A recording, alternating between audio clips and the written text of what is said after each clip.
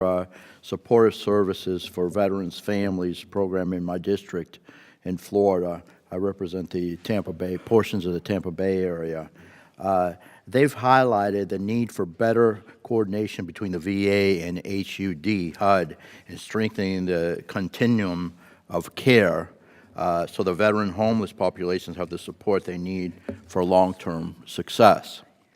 They stress the importance of directing dollars we have provided to the VA towards continuum of care support so the program can focus their efforts on prevention and rehabilitation. So the question is for the panel, the entire panel. We can start with Mr. Clancy.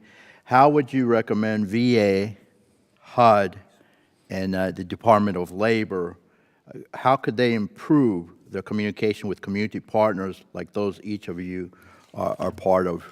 And I appreciate your testimony today. Thank you, Congressman. Again. In Cincinnati, we have a very good relationship with our VA Medical Center. So we're in very good communication with them constantly. You know, I think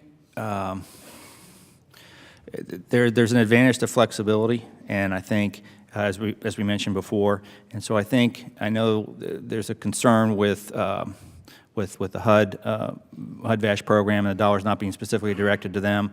But again, the Cincinnati, we don't have maybe the needs that maybe Los Angeles has. And I think the flexibility of working with the VA Medical Center is crucial for us, but we have a very good relationship with them. Please. I will admit this is my third day on the job, so if you don't mind, I would love to submit an answer to you once I get that. Very good, thank you. You're doing very well. I tell you that much. So, yes, please. I think it's important that we look at the entire continuum. There has been a tendency to try to find a single fix. Housing First was the answer for a while, but I think it's critical that we provide those more intensive services that are now done through the grant per diem program at the beginning so that veterans coming in off the street are getting the services that they need, whether it be mental health or substance abuse or education or whatever it may be, and then have a direct connection between those grant per diem programs and all the permanent housing available, not just HUD-VASH, but also the supportive housing available through the HUD program, and that they cooperate with counties so that the counties are providing a range of services, particularly in regards to mental health and employment that can serve the veterans who are VA eligible and the veterans who are non-VA eligible. So all those systems have to work together.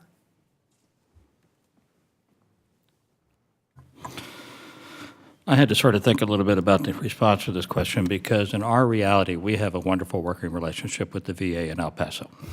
We truly do, and that's through our GPD program. And so we have a lot of interaction that's taking place as we work through that.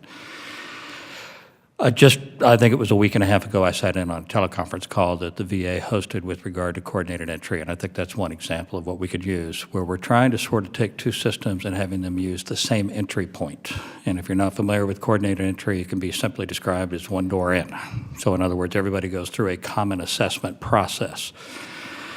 If they qualify for VA, whether it's SFVF, HUD-VASH, whatever the case might be, they go direction 1. If they don't, then they go direction 2, which takes you over to the HUD funding side of the fence, okay?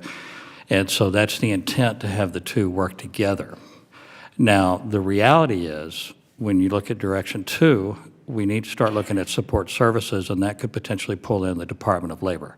Because a lot of the employment side of the fence, employment's one of the keys to sustainability. Desired employment, not just an entry-level job as you work through it. So you've got to take a look at what the strengths of the individual are, and you've got to get away from you must be job ready as the underlying premise, and you've got to start working with that individual and develop the skill sets that are needed, and then 2, to be able to provide the coaching that's necessary for sustainability in employment. So again, it goes back to support services. Agreed. Please. So I think this is a really important question, and I appreciate that you all are asking this. I'll tell you that I look at it from two perspectives, and the first is from a top-down approach, right, where all of the agencies are really focusing in on sending coordinated messages and reinforcing the messages of other agencies to their grantees, encouraging people to communicate. I think the other thing to think about in that regard is that the federal government is the largest funder of homelessness assistance, right? So if you can incentivize through your funding mechanisms, coordination, I think you'll be in good shape. The SSVF program does this really well. The Grant per Diem program is now moving to do that in its current reboot of its system. But I think you also need to look at this from the bottom up and think about what is in it for providers. And coordinated entry, as Mr. Martin mentioned, is one really great approach. I think case conferencing and sharing resources and really creating a solid system in your community is another thing that, is a benefit to a provider and that providers should be thinking about and looking at. Well, thank you very much, and I see my time has expired. I'll yield back, Mr. Chairman. Submit the rest of the questions for the record. Thank you.